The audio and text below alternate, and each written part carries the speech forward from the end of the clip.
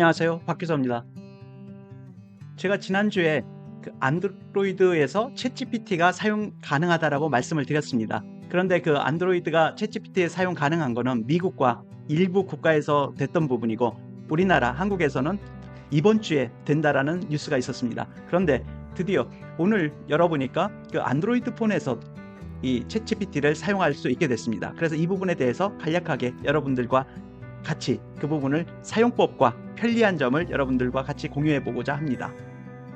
방금 전에 말씀을 드렸던 것과 같이 이 챗GPT가 여기 보시면 지금까지는 컴퓨터를 통해서만 사용이 가능했습니다. 웹을 통해서, 물론 스마트폰에서도 웹을 통해서도 사용이 가능했습니다만, 일단 웹을 통한 사용이 가능했습니다만, 이번에는 이 스마트폰에, 안드로이드 스마트폰에서 이 앱을 통해서 이 챗GPT를 동일하게 사용을 할 수 있게 됐습니다. 그래서 이 부분들을 사용 방법을 보시면 다음과 같습니다. 그래서 챗GPT도 이 스마트폰에서 플레이스토어에 들어가셔서요, 관련 다음과 같은 이 오픈 AI의 챗GPT를 보시면 설치 버튼을 눌러서 설치를 하시면 됩니다. 그럼 설치가 완료가 되면 다음과 같이 오픈 AI의 계정에 로그인하도록 그 화면이 뜹니다. 그럼 여러분들이 기존에 처음 가입하시는 분들은 회원 가입을 하시면 되고, 기존에 챗GPT를 사용하셨던 분들은 관련된 그 계정을 이용을 하셔서 로그인을 하시면 됩니다. 저는 구글이 있기 때문에 구글로 로그인을 했고요. 그 다음에는 나타나는 부분은 웰컴 메시지가 떠서 이 웰컴 메시지 밑에 이 계속 버튼을 누르시기만 하면 됩니다. 그러면 다음과 같은 화면이 뜹니다. 저희들이 그 PC라든지 웹 앱에서 사용했던 그 화면하고 동일하게 뜹니다. 그러면 이 안에서 여러분들이 원하시는 GPT 3.5나 GPT 4를 여러분들이 사용을 하시면 됩니다. 사용 방법은 동일한 부분이 있고요.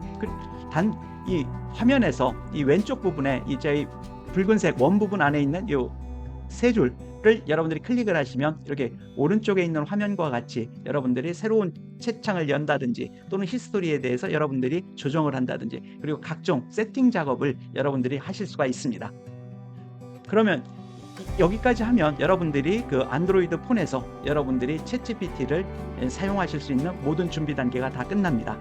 그러면 이런 부분들에 대해서 실제적으로 실습 영상을 통해서 사용해 보도록 하겠습니다. 그럼 안드로이드 폰에서 챗GPT를 사용하는 부분에 대해서 여러분들과 같이 실습을 해보도록 하겠습니다.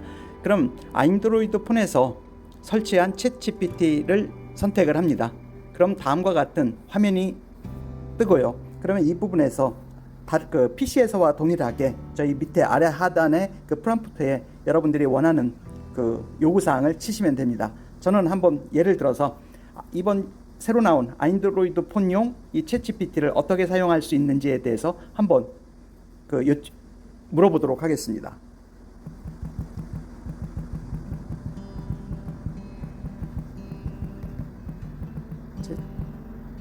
그러니까 안드로이드 폰에서 챗GPT를 사용하는 방법에 대해 알려주세요. 네, 이렇게 요청을 해보겠습니다.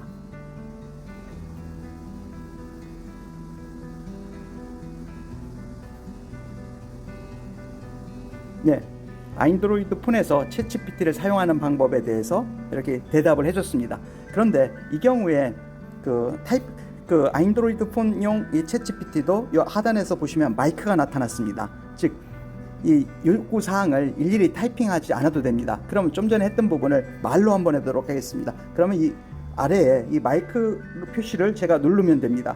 누르고 안드로이드 폰에서 챗GPT를 사용하는 방법에 대해 알려주세요.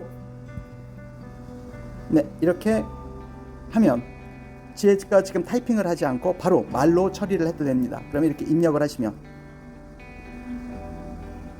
관련된 해답을 내주고 있습니다. 그럼 한 번만 더 해보도록 하겠습니다. 그럼 여러분들도 지금 보셨던 바와 같이 손으로 타이핑하는 것보다 이렇게 말로 하는 게 훨씬 더 편한 부분이 있습니다. 그러면 다음에는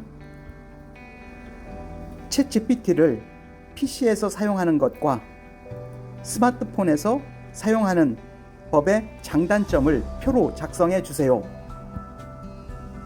이렇게 말을 하고 누르시면 됩니다. 그러면 지금 들어가 있습니다. 그럼 챗GPT를 PC에서 사용하는 것과 스마트폰에서 사용하는 법의 장단점을 표로 작성해 주세요라고 제가 말한 게 제대로 입력이 됐습니다. 그럼 이 우측 화살표를 눌러서 명령을 내리면 되고요. 그럼 이렇게 장단점을 말을 해주고 있습니다.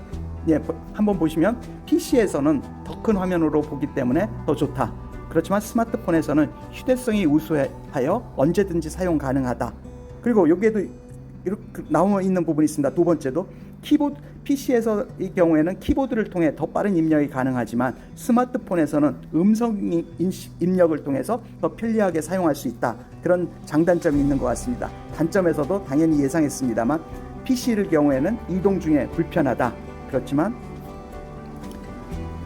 그리고 하다는 거, 그리고 이 안드로이드판 같은 경우에는 작은 화면으로 보기 때문에 긴 대화를 하기에는 불편하다. 이런 부분들을 얘기해 주고 있습니다. 그런데 제가 오늘 이렇게 처음 써보니까 이 안드로이드 폰의 경우에도 일단은 그 PC와 달리 저희들이 밖에 나가서 이렇게 이동할 때도 편리하게 쓸 수 있다는 점, 그리고 무엇보다도 이 키보드 입력이 안드로이드로 할 때 이게 불편한 부분이 있는데 대신 음성 인식으로 빨리 편하게 할 수 있다는 부분이 폰을 사용해서 챗GPT를 사용할 때 좋은 점인 것 같습니다. 그래서 이제는 이 안드로이드 폰에서도 챗GPT를 사용할 수 있기 때문에 제가 예전 동영상에서는 그 애플 폰이라든지 아이패드에서 사용하는 부분을 말씀을 드렸습니다만 이제는 안드로이드 폰에서도 이 챗GPT를 편하게 그리고 음성 인식을 통해서 더 사용을 편리하게 할 수 있는 부분이 있는 것 같습니다. 여러분들도 좀 더 많이 사용을 하시면 일상생활에서 좀 더 편리한 부분을 많이 느끼실 수 있으실 것 같습니다.